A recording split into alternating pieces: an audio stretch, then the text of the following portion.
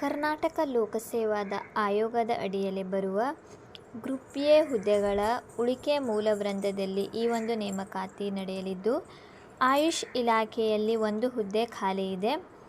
ಅರ್ಜಿ ಸಲ್ಲಿಸಲು ಪ್ರಾರಂಭದ ದಿನಾಂಕ ಏಪ್ರಿಲ್ 22 ಮತ್ತು ಕೊನೆಯ ದಿನಾಂಕ ಮತ್ತು ಅರ್ಜಿ ಶುಲ್ಕ ಪಾವತಿಸಲು ಕೊನೆಯ ದಿನಾಂಕ ಮೇ 21, 2024 ಆಗಿರುತ್ತದೆ. ಆಸಕ್ತ ಮತ್ತು ಅರ್ಹ ಅಭ್ಯರ್ಥಿಗಳು ಇದಕ್ಕೆ ಆನ್ಲೈನ್ ಮೂಲಕ ಅರ್ಜಿಯನ್ನು ಸಲ್ಲಿಸಬೇಕು. ಇಲ್ಲಿ ನೀವು ನೋಡಬಹುದು ವಿಶೇಷ ಸೂಚನೆ. 2002ರಲ್ಲಿ ಯಾರು 10ನೇ ತರಗತಿ ಪಾಸಾದ ಅಭ್ಯರ್ಥಿಗಳಿಗೆ ನೋಂದಣಿ ಸಂಖ್ಯೆಯನ್ನು ನಮೂದಿಸಿ ವಿವರಗಳ ಸ್ವಯಂಚಾಲಿತವಾಗಿ ಅಧ್ಯಯನ ಮಾಡಿದ ಬೋರ್ಡಿನಿಂದ ನೇರವಾಗಿ ದಾಖಲಾಗಿರಬೇಕು.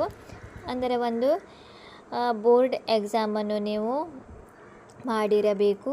ಅದೇ ರೀತಿ ವೈಯಕ್ತಿಕ ವಿವರದಲ್ಲಿ CBSEಯನ್ನು 2003 ಅಥವಾ ಅದಕ್ಕಿಂತ ಹಿಂದೆ ಅಧ್ಯಯನ ಮಾಡಿದ ಅಭ್ಯರ್ಥಿಗಳ ವಿವರಗಳನ್ನು ಸ್ವತಃ ನಮೂದಿ ಮಾಡಬೇಕಾಗುತ್ತದೆ.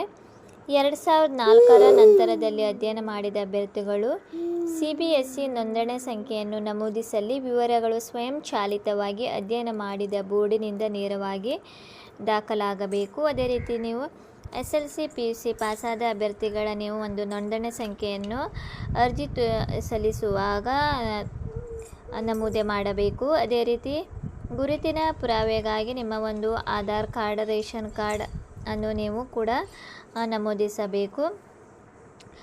ಇಲ್ಲಿ ನೀಡಿರುವ ಒಂದು ವೆಬ್ಸೈಟಿಗೆ ಹೋಗಿ kpconline.karnataka.gov.in ಈ ಒಂದು ವೆಬ್ಸೈಟಿಗೆ ಹೋಗಿ ನೀವು ನ್ಯೂ ರಿಜಿಸ್ಟ್ರೇಷನ್ ಮಾಡಿ ನೀವು ಅರ್ಜಿಯನ್ನು ಸಲ್ಲಿಸಬೇಕು. ಅರ್ಜಿಯನ್ನು ಸಲ್ಲಿಸುವಾಗ ನಿಮ್ಮ ಹತ್ತಿರ ಎಲ್ಲ ನಿಮ್ಮ ದಾಖಲೆಗಳನ್ನು ನೀವು ಸ್ಕ್ಯಾನ್ ಮಾಡಿ ಆಮೇಲೆ ನೀವು ಅಪ್ಲೋಡ್ ಮಾಡಬೇಕು. 200 KBಯ ಒಂದು ಫೋಟೋ ಕೂಡ ನಿಮ್ಮ ಹತ್ತಿರ ಇರಬೇಕು. ಅದೇ ರೀತಿ 70 KBಯ ಒಳಗೆ ಮಾಡಿದ ಸಹಿ ಕೂಡ ನಿಮ್ಮ ಹತ್ತಿರ ಸ್ಕ್ಯಾನ್ ಮಾಡಿ ಅರ್ಜಿಯನ್ನು ಸಲ್ಲಿಸುವಾಗ ಅಪ್ಲೋಡ್ ಮಾಡಬೇಕು.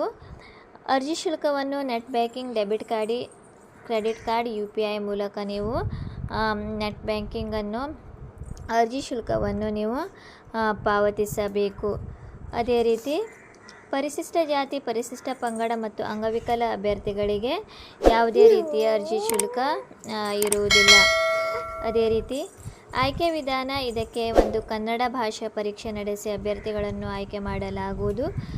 150 ಅಂಕಗಳ ಒಂದು ಪ್ರಶ್ನೆ ಪತ್ರಿಕೆ ಒಳಗೊಂಡಿದ್ದು, ಅರ್ಹ ಅಭ್ಯರ್ಥಿಗಳಿಗೆ ಕನಿಷ್ಠ 50 ಅಂಕಗಳನ್ನು ಪಡೆದಿರಬೇಕು.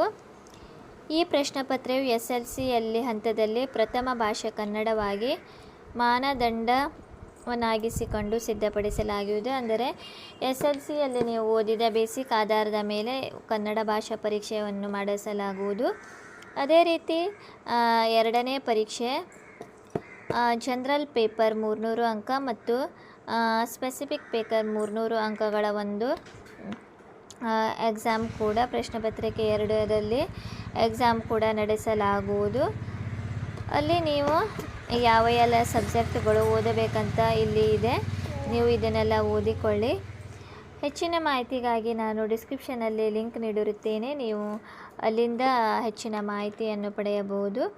ವಯೋಮಿತಿ ನೋಡುವುದಾದರೆ ಕನಿಷ್ಠ 18 ವರ್ಷ ಮತ್ತು ಗರಿಷ್ಠ 45 ವರ್ಷ.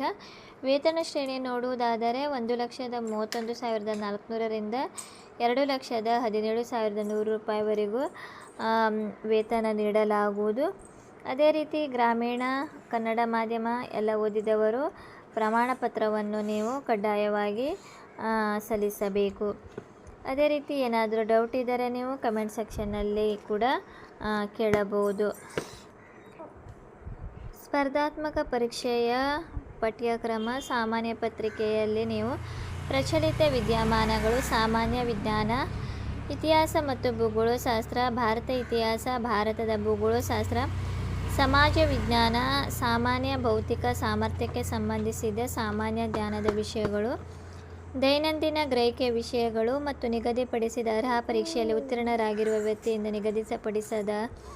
ನಿರೀಕ್ಷಿಸಬಹುದಾದ ಪ್ರಾಯೋಗಿಕ ಜ್ಞಾನವನ್ನು ಒಳಗೊಂಡಿರಬೇಕು. ಅಂದರೆ ಈ ಒಂದು ನೀವು ಓದಿದ ಬೇಸಿಕ್ ಆಧಾರದ ಮೇಲೆ ಮತ್ತು ಪ್ರಚಲಿತ ವಿದ್ಯಮಾನಗಳ ಆಧಾರದ ಮೇಲೆ ಪ್ರಶ್ನೆ ಪತ್ರಿಕೆ ತಯಾರು ಮಾಡಲಾಗುವುದು. ನೀವು ಆ ಎಲ್ಲ ಸಬ್ಜೆಕ್ಟ್ ವಿಷಯಗಳನ್ನೆಲ್ಲ ಓದಿಕೊಂಡು ನೀವು ಪರೀಕ್ಷೆಗೆ ತಯಾರಾಗುವುದು. ಅದೇ ರೀತಿ ಏನಾದರೂ ಡೌಟ್ ಇದ್ದರೆ ಕೂಡ ನೀವು ಕಮೆಂಟ್ ಸೆಕ್ಷನಲ್ಲಿ ಕೇಳಬಹುದು. ಈ ಮಾಹಿತಿ ಇಷ್ಟವಾದರೆ ನನ್ನ ಚಾನಲನ್ನು ಸಬ್ಸ್ಕ್ರೈಬ್ ಮಾಡಿ ಮತ್ತು ಪಕ್ಕದಲ್ಲಿರುವ ಬೆಲ್ಲೈಕನ್ನನ್ನು ಕ್ಲಿಕ್ ಮಾಡಿ. ನಾನು ಹಾಕುವ ಈ ರೀತಿಯ ಹೊಸ ಹೊಸ ಉದ್ಯೋಗದ ಮಾಹಿತಿ ಬೇಗನೆ ನಿಮ್ಮ ಹತ್ತಿರ ತಲುಪುತ್ತದೆ.